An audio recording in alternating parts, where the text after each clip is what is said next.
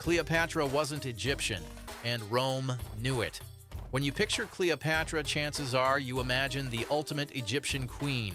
A gold crown, thick black eyeliner winged like a falcon, reclining dramatically on a barge floating down the Nile. Maybe there's a leopard or two lounging at her feet. Maybe she's mid-seduction, wine in one hand, snake in the other. But here's the twist. None of that's really true. Cleopatra wasn't Egyptian, she was Greek. And Rome? Oh, they knew it. And they hated it. This isn't just a technicality. It changes everything about her story. Let's rewind, and I mean really rewind, to 323 BCE. Alexander the Great, that charismatic Macedonian who basically speed-ran world domination, dies unexpectedly in Babylon. The guy didn't leave a will. Rookie mistake.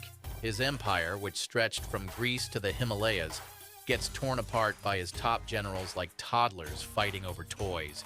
One of those generals, Ptolemy I Soter, takes Egypt, not because he's Egyptian, far from it, but because it's rich, strategic, and, let's be honest, kind of a prize. So Ptolemy settles in, and with him begins the Ptolemaic dynasty, a Greek ruling house that governs Egypt for nearly 300 years. But here's the thing.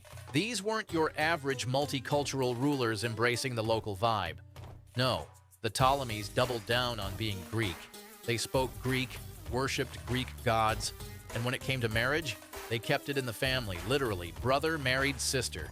Then their children did the same, over and over. This wasn't Game of Thrones, this was a power strategy. Keep the bloodline pure, the throne secure, and the royal therapist very, very busy. Fast forward to 51 BCE. Enter Cleopatra VII. She's the product of centuries of inbreeding, Macedonian through and through, and yet she's about to rule over one of the most iconic and ancient civilizations on Earth. Picture it, an outsider queen with a foreign accent trying to rule a country with 3,000 years of tradition, and she nails it. Why? Because Cleopatra was a master of optics. She understood long before Instagram that how people see you is just as powerful as who you actually are. She didn't just rule Egypt, she performed Egypt. She became the first Ptolemaic monarch in generations to learn the Egyptian language. That alone was like a CEO learning the language of their lowest paid workers. Shocking, admirable, and incredibly strategic. Then she went full mythological. Cleopatra dressed like the goddess Isis at public events. She carved herself into temple walls as a traditional pharaoh. She used Egyptian symbols and rituals not out of obligation, but with purpose. This wasn't cosplay. It was calculated. It was genius. It was branding before branding was cool. And the branding didn't stop there. Cleopatra could speak at least 9 languages: Greek, Egyptian, Hebrew, Aramaic, Parthian, Latin, probably with some sarcasm. That put her leagues ahead of her royal peers.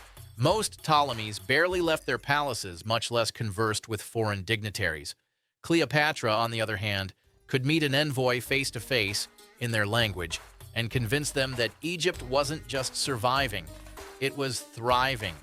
In a world where wars were started by mistranslations, Cleopatra's linguistic finesse was basically ancient diplomacy superpowers. Now here's where things get juicy.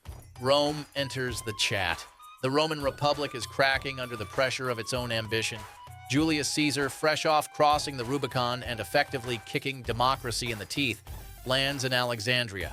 Cleopatra, always several steps ahead, arranges to meet him in dramatic fashion. Rolled up in a carpet, unrolled at his feet. That's not just a meet cute. That's tactical seduction. They become lovers. She bears him a son, Caesarion. This is wildly controversial. Rome loves Caesar, but Egypt? Not so much. Cleopatra's now not just a foreign queen. She's a foreign queen with the child of a Roman dictator. Think of it like a political power couple that makes half the Senate nervous and the other half furious. After Caesar's assassination, Cleopatra aligns with Mark Antony, another Roman powerhouse. Together, they form both a romance and a political alliance that threatens the balance of power. Cue Octavian, Caesar's heir and future Emperor Augustus, who launches what can only be described as one of the most effective smear campaigns in history. Octavian portrays Cleopatra as a dangerous seductress. Not a ruler, not a diplomat, not a polyglot queen who held an empire together through sheer willpower and charisma. No, just a temptress who bewitched Rome's bravest sons. She becomes a villain in Rome's propaganda machine. Exotic, manipulative, immoral, a femme fatale with eyeliner sharp enough to start wars. And the worst part? It worked. Cleopatra and Antony are defeated at the Battle of Actium. She dies, most likely by poison. Not the dramatic snake bite we all imagine. Caesarion is executed, the Ptolemaic line is erased, but the story Octavian told, that sticks. Flash forward 2,000 years, Hollywood gets its hands on the myth, and oh boy, do they run with it. The 1963 blockbuster Cleopatra, starring Elizabeth Taylor, costs more than the GDP of some small countries and delivers Cleopatra as a bronzed bombshell with a voice like velvet and a wardrobe that could bankrupt Gucci. The image becomes iconic, but not accurate, because here's the truth. Cleopatra wasn't just a love interest, she was a head of state. She managed economic crises, negotiated military deals, restored temples, balanced competing political forces, and ran a navy. And she did it all while being female in a world that thought women were property. She wasn't Egyptian by blood, but she chose to become Egyptian in every way that mattered. Through language, through religion, through identity. She embodied Egypt because it was how she could lead it. She made the role hers. And that, more than any crown or conquest, is her real legacy. So yes, Cleopatra was Greek. Rome knew it. That's why they feared her. Because she was smarter than they were, more adaptable, more charismatic, and impossible to erase. Cleopatra didn't just rule Egypt, she defined it. And that image you're still picturing, eyeliner, gold, the Nile at sunset, that's not a myth, that's branding. And Cleopatra, she was the original brand strategist. History remembers what it's told to remember. The question is, who's doing the telling?